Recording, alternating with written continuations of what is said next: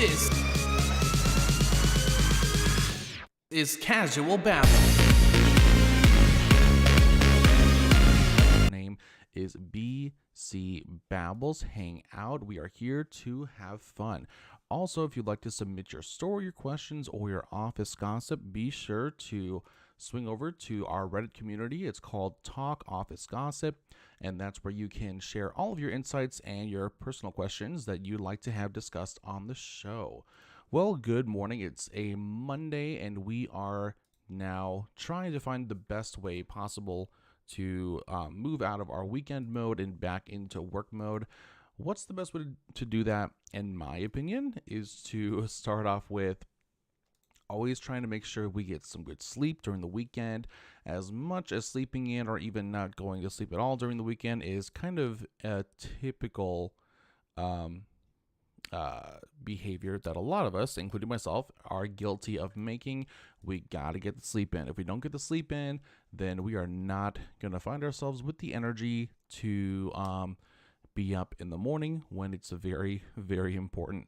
All right, and if you're enjoying the show from anywhere, either Podbean or YouTube, go ahead and hop into the chat and say hello. Let me know where you're coming from and engage and be ready for the show this morning.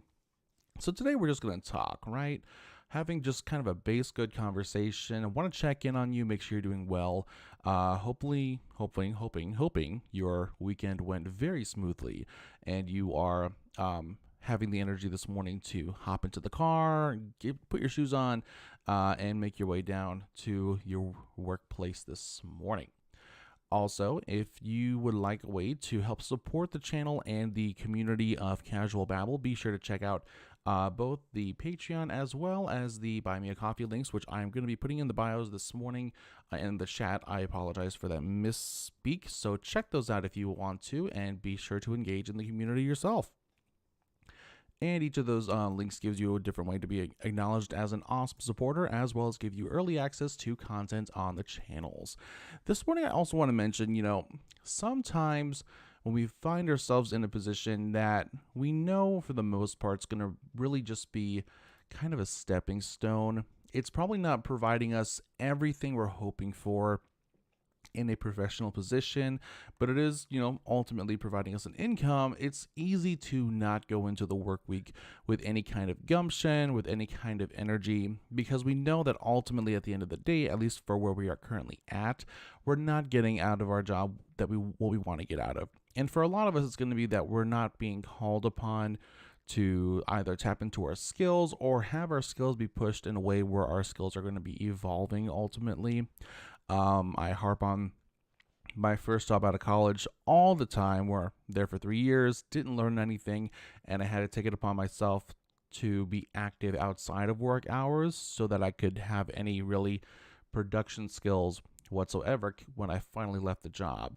And again, it's super easy to go into the week when you have those kind of jobs to not have a lot of energy and not a lot of desire to have initiative or to make sure that, we are going to be putting in our best effort. And I totally get that. You're never going to hear me harp on that as something I don't understand, because I've been there. But ultimately, still try to put in the energy to be active where you're going. Got to keep that income coming in, even though it might be kind of a drag to be in those positions for however long you are in there. And aside from that, try to find ways in which, you can go into the work week with enough energy, enough attitude, enough kind of gumption, I guess, so that you can maybe attract the eye of somebody else who can put you in a position to have a better opportunity. Make sure you're always networking while you're at work, or as soon as you're leaving work, maybe go to other events that will provide you additional opportunities there. Last week, we spoke a little bit about mental health as well, and about how it's so important while you're at work to not take on more than you should be, and also to respect your own boundaries. We had a couple of stories last week where we discussed client-facing positions that required people who work in those positions to be just talking with clients or customers on a constant basis. And here's the thing that customers make the mistake of doing pretty often is that they are under the assumption that they get to call in and yell at somebody constantly. And while from a customer standpoint, I get the idea that sometimes uh, people who have call lists can be annoying.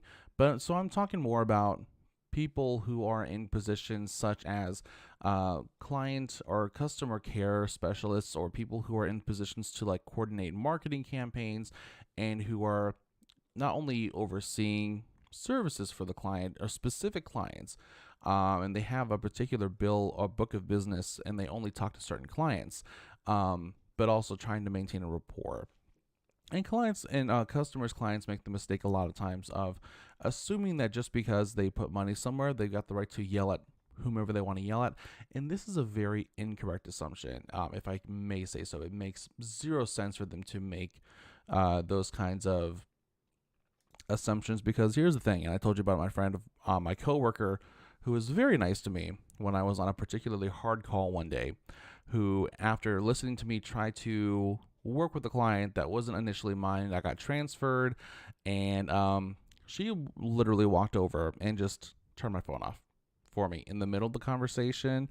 And as much as I was kind of stunned in the moment, because I try not to do that because I'm kind of a glutton for punishment, I was like, thank you so much for being my friend, because I really needed that call to end like 45 minutes ago, because I knew 45 minutes ago, before that 1 hour mark hit, that I wasn't going to get anywhere. And knowing when to make sure those boundaries are not suggestible or malleable is very, very important. I mean, those boundaries should never be malleable or suggestible. They should be firm where they are. Never be afraid to let a client know, look, I am happy to have a professional conversation with a fellow adult. However, if that is something that you do not believe you're going to be able to do right now, I will happily end this call, and I will call you in 5-10 minutes when you've had a chance to calm down and have reacquired the ability to have such a conversation. Because otherwise, I've got more productive things to do. So you can decide right now what your course of action wants to be. And if they can agree with that, great. And if not, click. Move on with your day. And if your boss has an issue with that, tell them, like, look, I'm here to be productive. I'm here to be efficient. And if that means I have to make sure I avoid conversations that will prove to me to not be productive, that I can tell will not be productive, because this individual on the other end of this phone call is not in the mindset to have a productive conversation, to make sure that I can be productive for you, turn it right back around on the boss, then I'm going to make sure that those conversations don't happen, because I'm only here for a limited time today.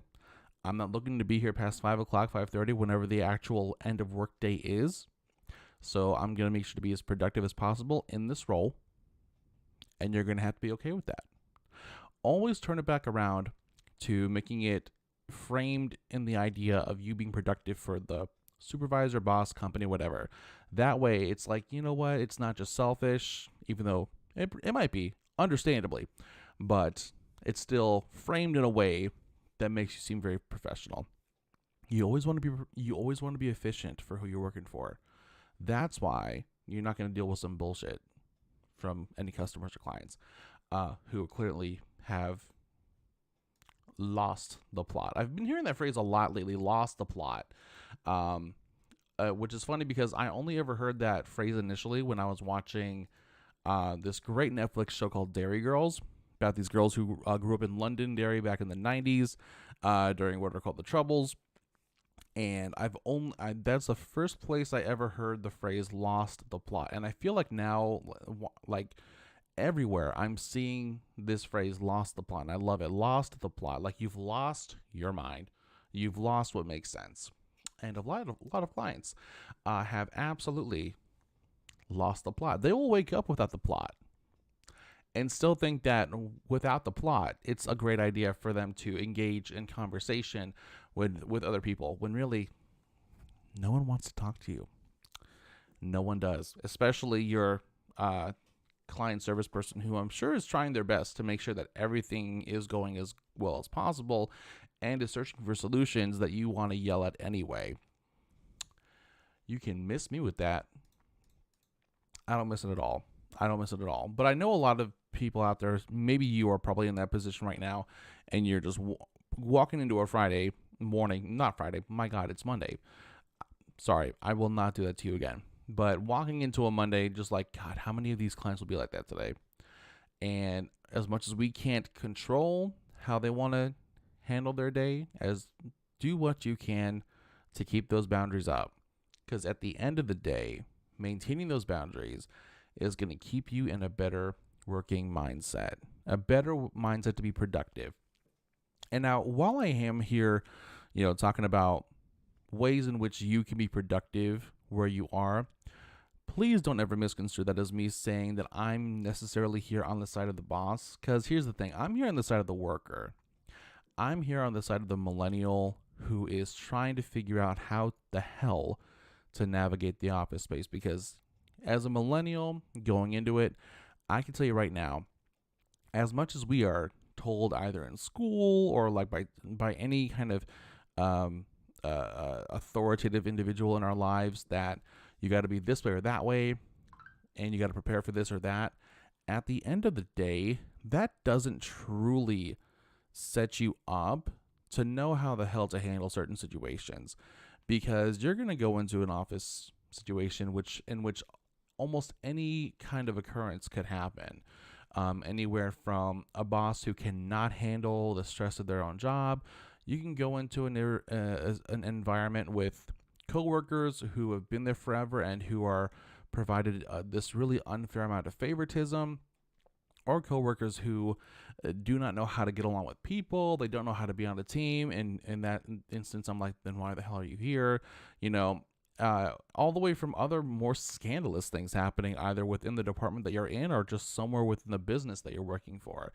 And as much as I know teachers try to prepare us for those things, they really, really don't. They prepare us for understanding that going into an workspace that we're likely going to have to wear a lot of hats, because these days when you apply for a position, you're not really just wearing one hat, because if that was the case, then the responsibilities list on Indeed and LinkedIn would not have like 10 different points on it. You know what I'm saying? And you wouldn't have to have like 5+ years of experience in 2 or 3 different skill areas in order to be considered for the job, right? It's no longer a one hat thing. But you know this because this is what everyone says. But what they don't say is that you're going into an environment where so many other things that we don't know how to prepare you for will likely happen. But that's what I'm here for, because I've been through several environments at this point. I've seen so many kinds of instances occur, and I can let you know the kind of things that you can likely prepare yourself for. But that's also why I like to allow you guys to submit any stories you have, always anonymously for your benefit, as well as to ask your questions, to share a story, and allow it to be discussed here, either just with myself or when I have a guest on the show who can also provide their insight on a number of different situations and environments, because I'm always going to have whenever I do have a guest, I'm always going to have an entrepreneur, some kind of young developing leader from the Charlotte area who's also been there, who also knows the kinds of things that you could probably anticipate in a number of different kinds of work environments. So always remember, I'm definitely here for the worker. And just like, if you have advice or if you want advice, and either way, share it, provide it to us for discussion. Let's talk about it. Let's see what can be done to, avoid more difficult situations. How can you, cut a developing bad situation off where it starts? How can you subvert it and ultimately make sure that you are in a better place? Because some of these environments, man, some of these professional environments, they're not what they're cracked up to be. And I don't care how big the company's name is. A company can have a big name, but outside that company, because certain things have gotten out about that company, the reputation is not as pristine as you might think it is. So just keep that in mind. And I know from recent experience that that is the case. That is the case. Truly, truly. And that's and honestly, if you're not in a place where your mental and emotional health is facilitatable, is that a word? I'm not sure if facilitatable is a word. But we're going to say it is. Your mental health and emotional health at your workspace should be facilitatable. So let's do that. And ironically enough, it looks like if I'm not incorrect, then today just so happens to be. Oh, nope, I was wrong. Okay, cool. So just in case you're wondering, today's holidays. There are many interesting holidays today, but there is also today we do have National Black Poetry Day. So support your Black creators, support your Black poets. It is also National Clean Your Virtual Desktop Day. So let's make sure that if we're working off our computers, that we have a reasonably clean workspace so that our heads don't get jumbled the second that we turn the screen on. But again, mental and emotional health are very important. Very, very important. Don't let anybody else tell you different. Don't let anybody else tell you that those borders you have, that those boundaries you have are ever to be malleable or suggestible, because they need to be where they are. And if they're not there yet, put them there. Like, don't waste any more time wondering where they should be. Make sure they are where they are. Set them where they need to be, where you know you're comfortable. Hands down. Hands down. So something else I'd like to touch on today is another kind of a, how do you handle coworkers that seem to have this kind of unfair favoritism from the boss, right? So in a position that I used to have, we had individuals who were always getting unnecessarily large amounts of time off. And around the time I was a part-time, and since I was stupid enough to allow my boss that I didn't like to know how versatile I was as a worker. And you might be thinking, BC, why wouldn't you want your boss to be versatile? Some bosses should not know how versatile you are, because they will take way too much advantage of that.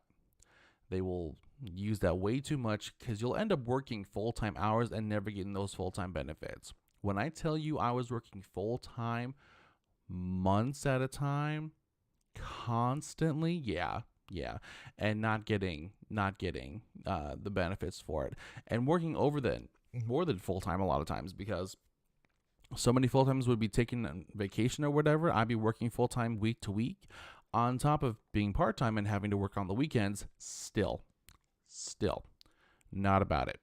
But there would be individuals in the department that I worked who would somehow be finding ways to get just weeks and weeks of vacation at a time. And, me constantly covering their shifts, I could never get vacation. Ever. Because somehow these people were getting 2 or 3 times the allotted amount of PTO time off, and I just couldn't fathom how the hell that worked. Otherwise, I also had other coworkers who would bring in these, lunch or whatever, breakfast or whatever. They had really strong aromas. Now, here's the thing. I love food. I love different cultured food, and I know that our foods from different cultures. And I know oftentimes that results in them having really strong seasonal scents. And seasonal scents, does that even make sense? Really strong aromas. And you know what? In the morning, I'm like, you know what? That's fine. I'm not, or not in the morning, because curry is not really a morning dish to my knowledge. But they would, have lunch, and they would bring in this curry and like a really strong aroma from curry, if you've ever had it. And I love curry, but like in the morning, it's a strong scent for in the morning, and I would ignore it. It's fine, whatever. My coworkers having lunch, breakfast, whatever it is, that's cool. Whatever, I don't care. It's a strong aroma for sure, but I'm not going to complain about it. And then the second I bring in something that I know doesn't have an aroma like that, like curry. So what I brought in, just to give you guys context, after a couple times in a row, my coworker had brought in like curry or like really a similar strong dishes like that.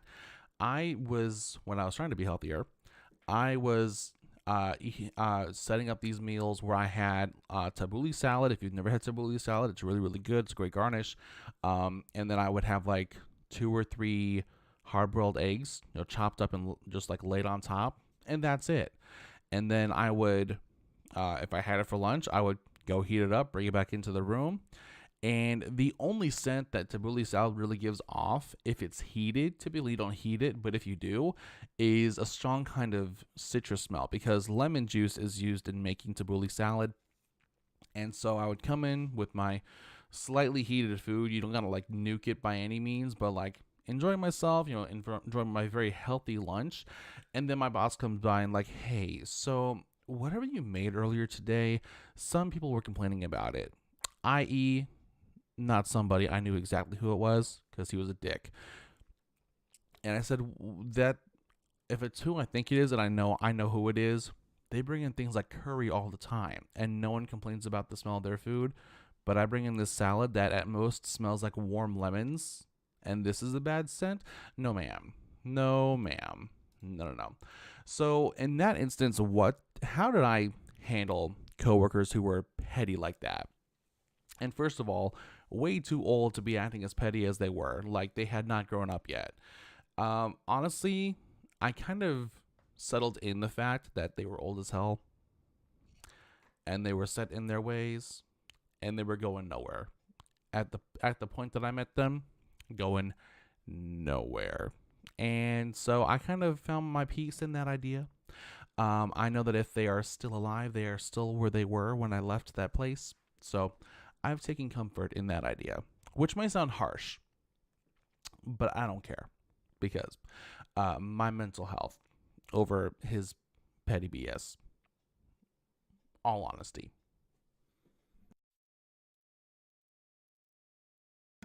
It's very interesting how I have not had anything to eat or drink this morning, and I still have to belch. That's very, very interesting. I'm not sure how that works. Another interesting coworker situation I had back in the day was working with lost the plot. There we go. Lost the plot. No, it was a position I had right after that space that I was just talking about. And I went into a job where every other person was not somebody that I wanted to be around. Now, here's the thing. I'm all about going into a workspace, and I even stated this at the first group meeting that I was able to attend with this new position. I was like, look, I'm not here for the politics. I'm here at a company that has a good mission statement that I'm happy to be a part of. I'm here just to just do my part to be a part of this storytelling and this kind of work that we're doing, and that'll be it. However, that was not respected for a moment. And I will say it is a political thing that I won't harp into, but everyone else was not the same side of me. And just in case anyone's wondering, I am a liberal, but here's the thing. I've worked with so many people of different political affiliations because if I'm there, it's because I like the work that's being done, and I'm down to put my affiliation aside for the sake of being efficient and to assist in this kind of work. But where I was at the time, where I found myself surrounded by people who were very, very different, in that sense, it's okay, let's see if I can find the common ground working with these people and make it work like that. And for a little bit of time, it really did work. But over time, I noticed certain mannerisms that I just could not jive with. One coworker in particular used verbiage for people of color that I do not like. Other people would come at me for my spiritual beliefs when I would never do that to them, and they would harp on me about it. They would get on my case about it. They would say, it's not real, right? What I spiritually associate with is not real, yada, yada, yada. When I would never do that to somebody else, ever do that to somebody else. And ultimately, despite me trying to be there and be productive and to help in performing this great work that the company was performing, I was like, you know what? Can't do it. Not only is this job taking a further step away from what I was hoping to do out of college, but now I got to deal with y'all. And I'm not going to do that. And I recall there was a question last week about have you ever left a job without another job lined up? Yes. And it was that time. And that was the why. Not only was I taking a further step away from what I had been hoping to do in out of college, which was radio, wasn't able to do that because iHeart didn't know what the hell to do with me, didn't like me for some reason.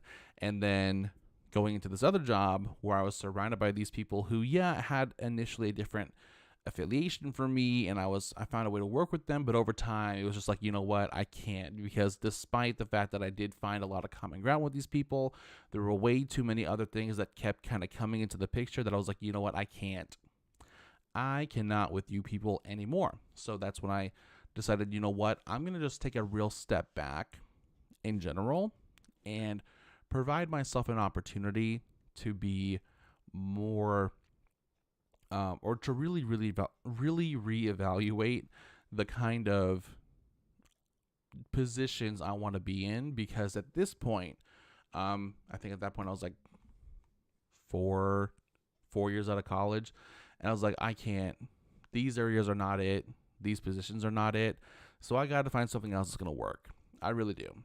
And so I ended up actually being sans employment, I think in that instance for I want to say like 3 months or so. Thankfully, my family was letting me like kind of just be at the house, just help out as much as I can while I figured out my next step. Tried a couple of things while I was sans employment that did not work out, and I'm still kind of paying those things off. But ultimately, it felt really good to get the rest that I did, because I just the 4 years I spent being so far away from what I knew I wanted. And I think that's one of the hardest things, is when you know what you want to do and you're so far away from it. I think that probably hurts more than not knowing what you're hoping to do with your life. And taking that step back was just so necessary, and it helped me out a lot. By the time I was going back into a position, I had a lot more clarity, and I had a lot more sense of kind of myself. I think in that period of time is when I stopped being so green, and I've talked a couple of times recently about how, being green can let you care a little too much about opinions. And over time you become a bit more seasoned, and you lose what I would call a necessary amount of that care, because ultimately speaking, you cannot be you can't allow people's authority or a sense of authority or opinions dictate you past a certain degree. So at this point, I don't care.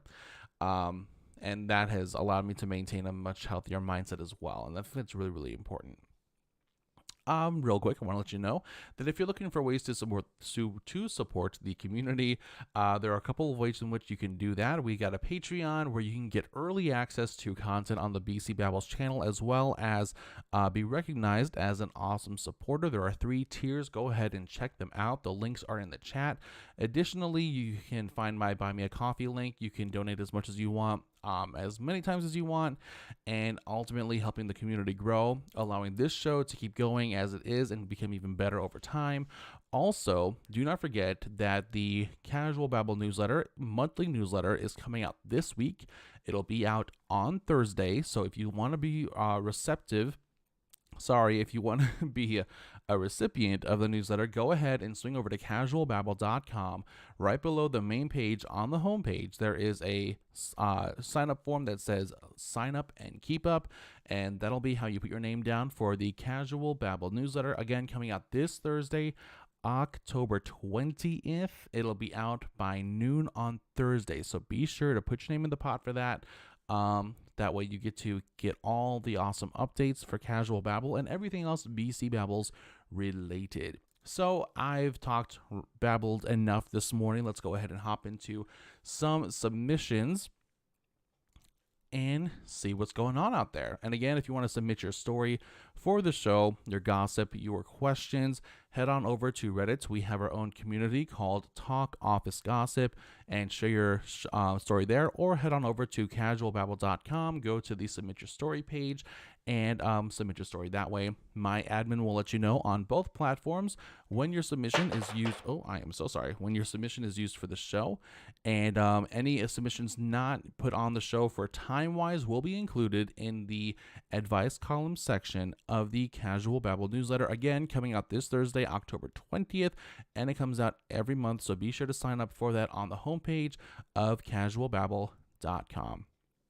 All right, first submission for this morning is titled, HR is enforcing a buddy system when leaving work, but my buddy makes me wait too long. Gotta be considerate. All right, my company is big, but my department consists of 8 people. We are located in a different area than our main company is, so it's just us and our corporate office environment. There was a creepy guy who kept hanging out in our parking lot watching us come and go, and my coworkers and I told our manager, and who told the HR. We were told to enforce the buddy system and not be at work alone, and if you're not finished with working by the end of your day, you can take the work home and continue it. Most people have an earlier clock out time, so it doesn't affect them.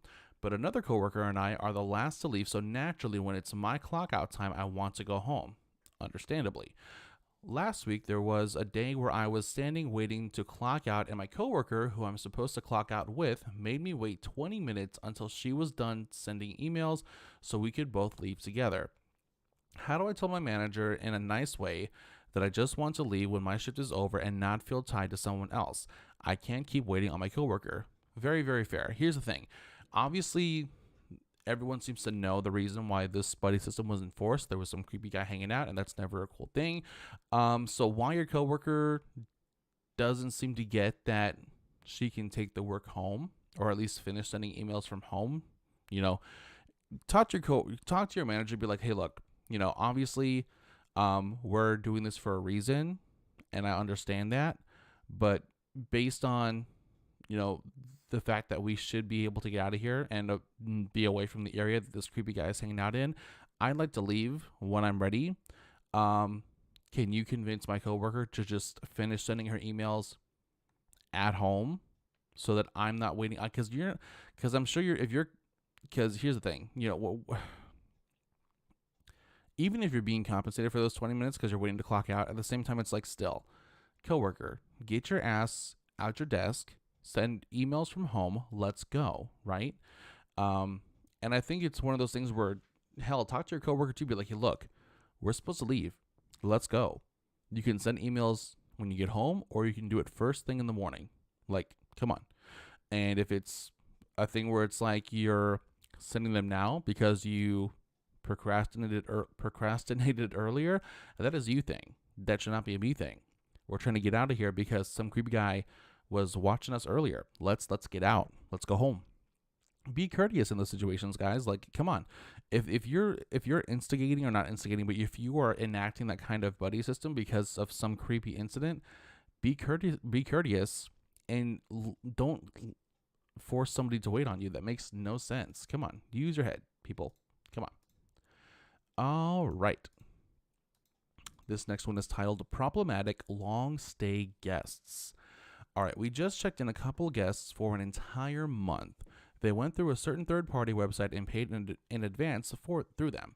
The thing is, they also have a dog, which would normally be no problem, but we are pet friendly. The problem is, we have a rule that says animals cannot be left alone in the rooms. However, it seems the guests thought that they could get around this rule by locking the dog in the bathroom while they were both gone. The dog went nuts, barking and howling and disrupting other guests. It also seems the dog decided to chew the toilet's water line and the sink's drain pipe, causing a small flood that went into both the hallway and dripped down to the floor below. There's paw-shaped scratch marks on the inside of the bathroom door where the dog was jumping up against it, trying to get out. Of course, the guests are denying they ever locked the dog in the bathroom. Okay. Also, the guest claims she left the shower on and must have spread across the floor. It's a walk-in shower with no tub. There's even metallic foil tape wrapped around the water line where it looks like the guest tried to repair it himself. So far, we've moved them to a new room and done our best to clean up the water. The main thing is they've only been here for a couple of days and still have the rest of their month-long stay. I've got no word from the manager of whether we're kicking them out or not because, like I said, they paid in advance through a third-party website. So for now, during my night shift, I'm heading up to that room every hour to check to see if the bucket we put beneath the water line is full and to mop up any spilled water if it is, all while trying to be very silent so the same dog, which is in a room across the hall, doesn't go nuts. So at this point, I'd be like, look, manager, first of all, since you're the one who likely has to handle all these things and not the manager, I'd be getting on the manager hardcore. Because, like, look, I'm the one who got to deal with this on the day-to-day, so you're going to give me some direction. Tell your manager I need some direction here. Because these things, these guys clearly have lost the plot. They're under this very misguided assumption that they get to completely ignore our policies just because they were able to pay in advance through a third-party website. But I don't care about that. So let me know what we're doing, because they're going to sit there and pretend like we can't tell that they locked the dog in the bathroom when there are paw marks everywhere, when they left their dog unattended long enough in a singular area. Why would the dog only pay attention to a singular area of the entire room, like the bathroom, when there are plenty of other things to chew up? Dogs with that kind of separation anxiety don't just attack one thing. They will find any and everything to destroy, and that thing or those things shall be destroyed. So the fact that there was only damage done to the bathroom is the only evidence you need to know that the dog was only in the bathroom, because it was locked in the bathroom. And 2 days and this has all happened. Yeah, I'm not doing that for 30. Not doing that for 30. So a manager, get on your ass and provide me some ideas here, because I'm going to handle this. I'm not doing this for a month. Not doing it for a month. You find a way to either contact that third-party website and let them know, hey, look, these people did this through you, but they are messing it up over here where they're at. They're going to be kicked out, and you're going to have to refund them for that whole month minus 2 days, because this is a nope at this point. This is a hard nope. Again, customers, clients lost the plot, lost their damn mind sometimes. And it is funny when you're not the one who's got to clean it up. Say that right now. All right, next submission. Would it be appropriate to ask my manager if I could have an earbud in while at work? I work at a grocery store and I just want to chill whenever I need to stock shelves. Gotcha. I want to ask my manager if it's okay to keep an earbud in just because it helps me focus and makes time go by faster. Just ask the question. Like, super simple reason, you want to be efficient. You want to be able to focus on making sure that their shelves are stocked. So there should be zero issue as to just be like, hey, I got earbuds. I can just put one earbud in or whatnot. Listen to some music, podcast, whatever, get this done. And then whenever I'm going to hop back on either a checkout line or somewhere else, then I can, put the earbuds back out if that's the supervisor's preference. Just ask. There's no special way to do it. Just be like, hey, I like to be able to focus when I'm doing this. Can I have an earbud in, listen to music or whatever, and get it done? Yeah, you should be good to go. Let's see here. Next one is called First Job and Maybe Getting Replaced. Ooh, don't like to hear that.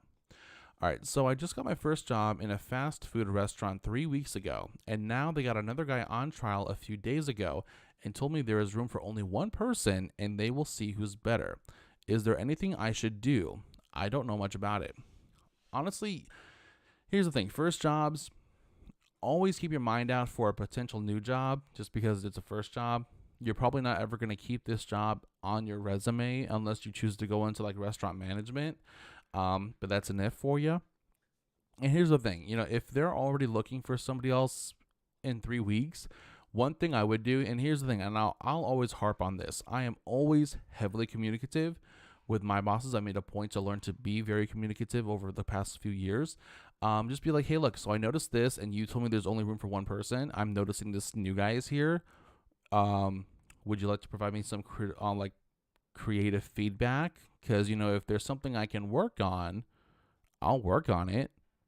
You know, is my timing not quite as good as you want it to be? Is there a particular line in this kitchen that I could work on better? You know, give me some feedback. You know, you always want a boss who's gonna be able to tell you what they would like you to work on and develop further, so that you can be efficient, right? I don't get these bosses who have zero issues screwing their employees over, but at the same time, do not have the nerve to just speak their piece. Like, you're a manager. My expectation for you to even have a title similar to that, or director or supervisor, is that when something needs to be said, you can say it. Like, if I'm underperforming somewhere, you as the boss should be able to say what that is and bring it up to me in a timely manner, and not just ignore it on my end and then bring in somebody else and then tell me, after bringing in that somebody else for a trial period, that there's only room for one person and it's either going to be me or that person. Be a boss. Find the nerve to use your words, or maybe you shouldn't be a boss. Just my 2 cents. But ask your boss if there are areas that you can improve in, and that's if you want to stay there. Again, first job, be in the mindset of looking for other jobs anyway, because again, first job, you may not even keep it on your salary. Actually 2 or 3 of my jobs since high school haven't touched my resume in years. So just be mindful of those things. May not be super important in the long run. All right.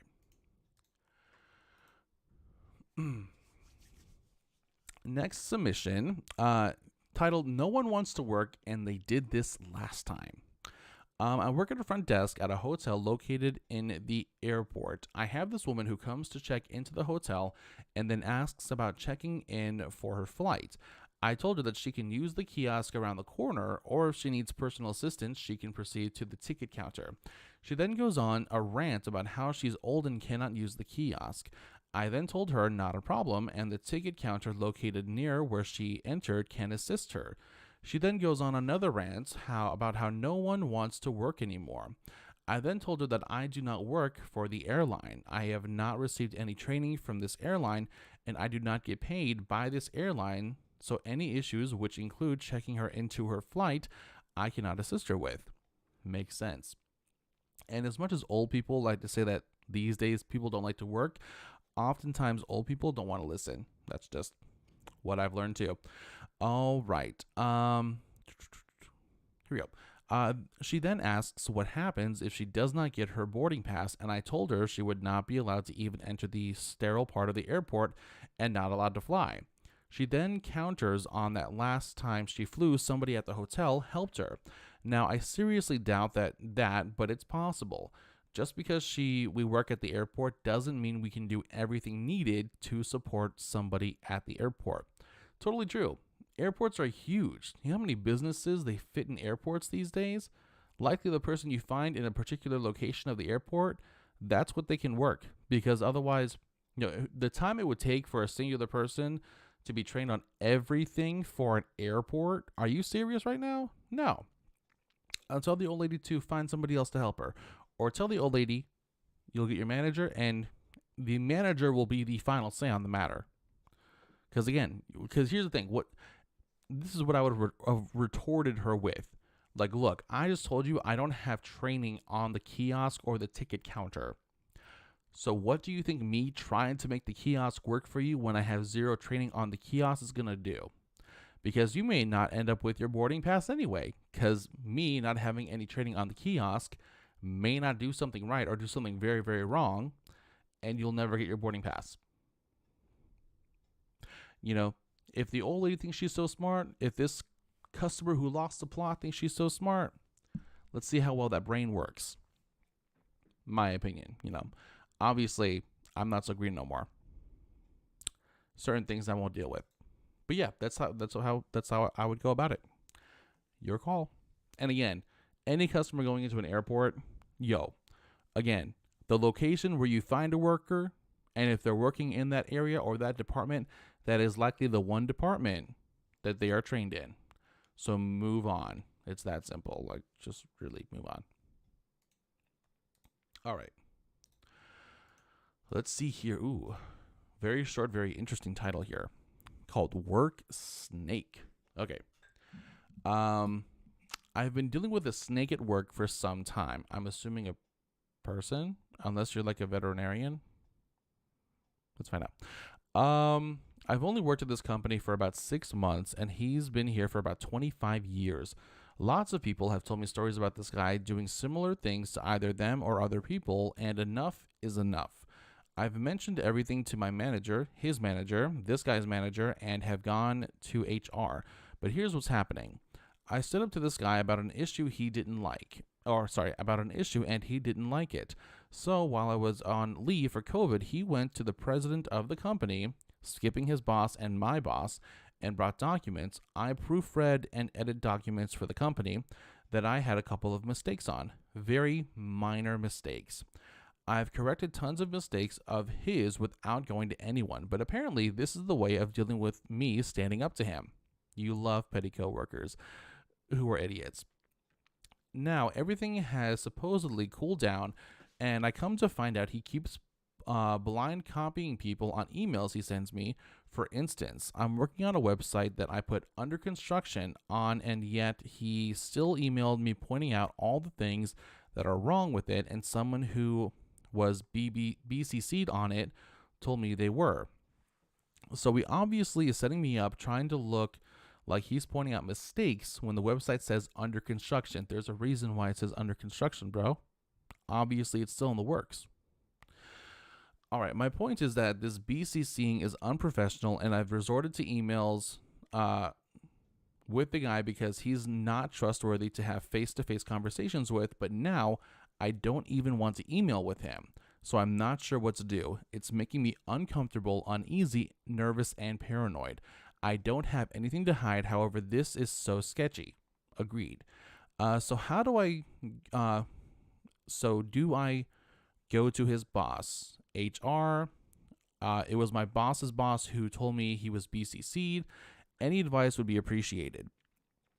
Honestly, at this point, if the coworker wants to send things with minor mistakes, I'm going to assume that the things you fix might be bigger.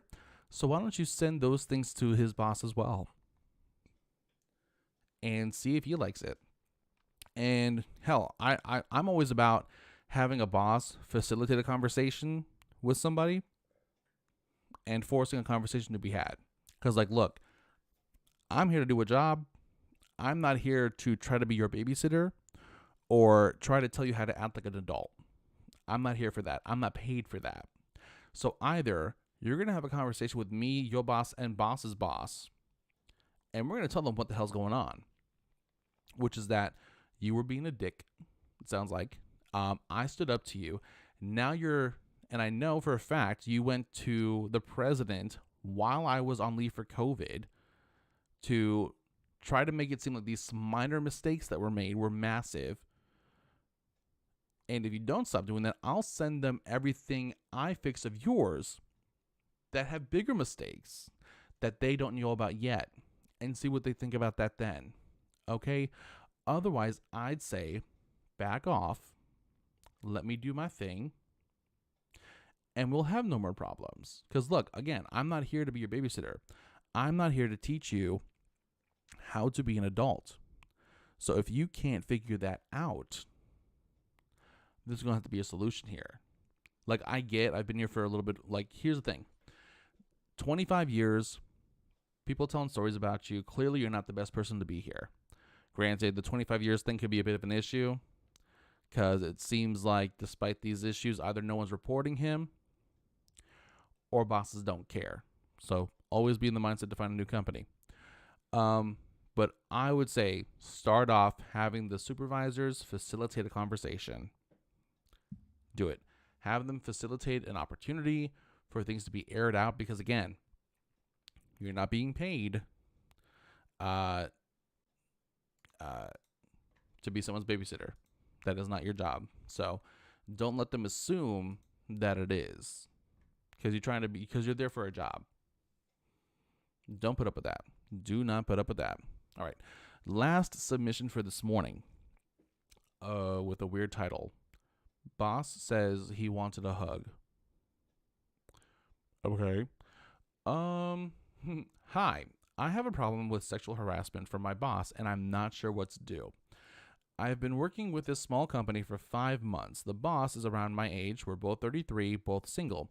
He is a nice guy, but often made remarks about colleagues' physical appearance, i.e., calling guys big size, women dressed nicer than usual. Some remarks are harmless, but some are getting offensive. No one says anything, so I thought it was me being too sensitive. One day we were playing video games at lunch hour. Where do you work? Video games? Let me know where you work. I might be looking into that place. And he said, whoever wins this game can get a kiss from XXX me. Whoever wins this game can get a kiss from me. All right. He thought it was a joke, but I felt awkward, understandably. Until last Friday, he and I crossed the hallway, and he opened his arms saying, I want a hug, with a disgusting smile on his face. I was so shocked and couldn't respond. Here's how I would have responded. Hand in the way. No. So it's so disgusting and I feel so uncomfortable. This is my first time to be sexually harassed. You might think I am too sensitive, but I am truly disgusted by him. Look, it's not about thinking that you're too sensitive. Your personal space at work is supposed to be your personal space at work. No one should be taking any leeway or liberties to make physical contact with you aside from like a handshake. And that's really only if you've had a good conversation or you just like closed a deal, right? Other than that, no one should just be like coming up to you and touching you. That's weird, right? If you're not dating somebody, you don't know them like that. Clearly, no one likes them like that. So he shouldn't be touching nobody. It's like the one time where I made a mistake as a new kid on the team, and my boss came up behind me and started poking me on the shoulder. If I hadn't been as not green as I am now, my hand would have flown so far back, knowing exactly where her face was. Like, pop. Nope. But yeah, it's you're not being too sensitive. It's your personal space, and you should have responded with like a hand to the chest to like keep him at a distance where he should be, or backhand to the face. Your call. Finish this thing up. I'm thinking about confronting him tomorrow. He is the HR. Ew. I would like to make it direct and clear. Something like, what you have said to me were inappropriate and I feel uncomfortable.